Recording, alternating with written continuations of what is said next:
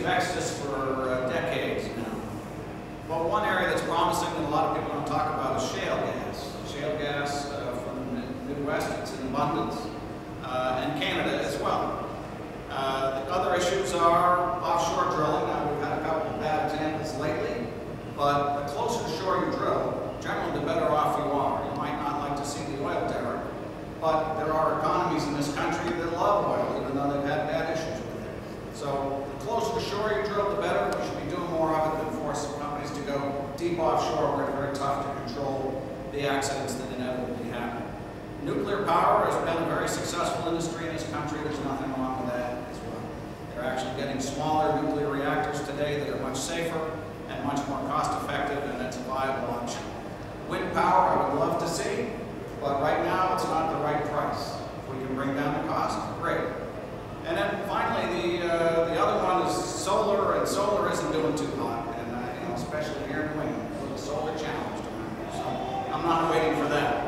And then on the horizon, we've got, you know, tides, generation systems, and things like that, but frankly, those are a longer period on. But the bottom line is that energy is economic, and when it becomes uneconomic, then technology will drive us to a different place because of the economics of the fuel costs. So right now, oil is cheap, and I'm not convinced that it's going to run out in 10 years or 20 years.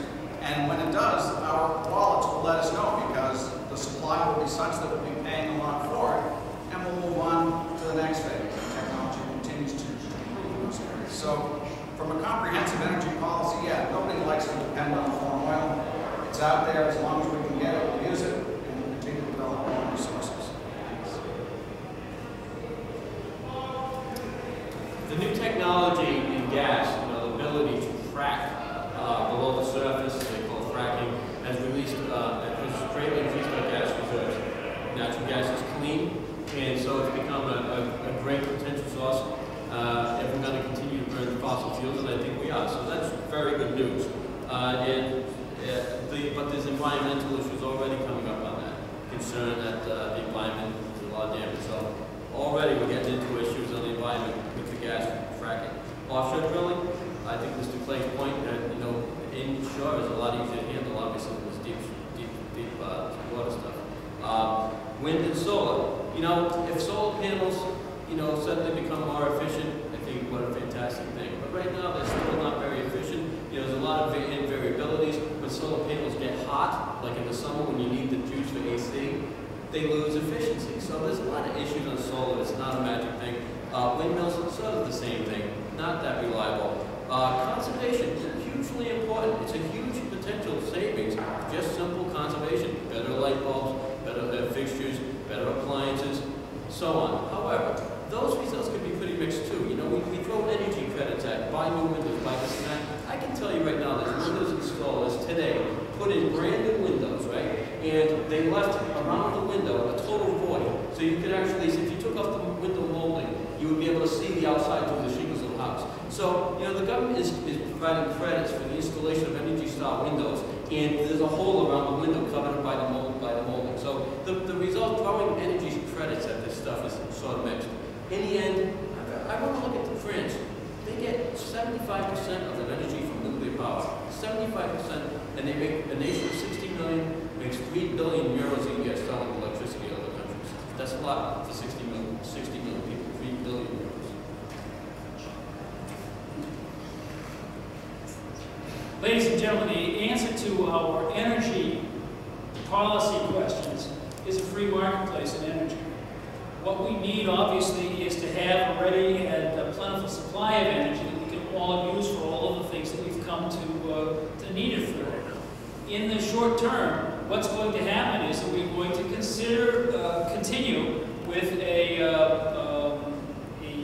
oil and coal-based core energy system, because that's what's feasible as a profitable enterprise today.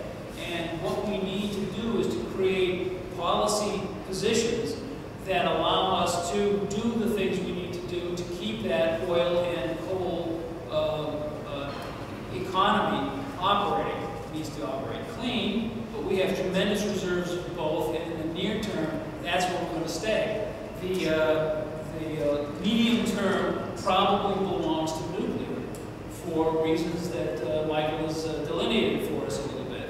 There are tremendous advances in the technology so that it's now being seen as the green alternative to some of the things like oil and coal. And it has a tremendous amount of potential if it can be done as a profit-making enterprise. In the longer term, there are alternative sources like wind, like solar. Certainly the wave energy and the sea systems that make use of the natural motion of the Earth interest me dramatically, because we could build them right here in North Kingstown at the electric boat plant. And that sort of new product in the longer term future for them, when it becomes a viable enterprise, is exactly where we should go. So what we need to do is what they say, have all of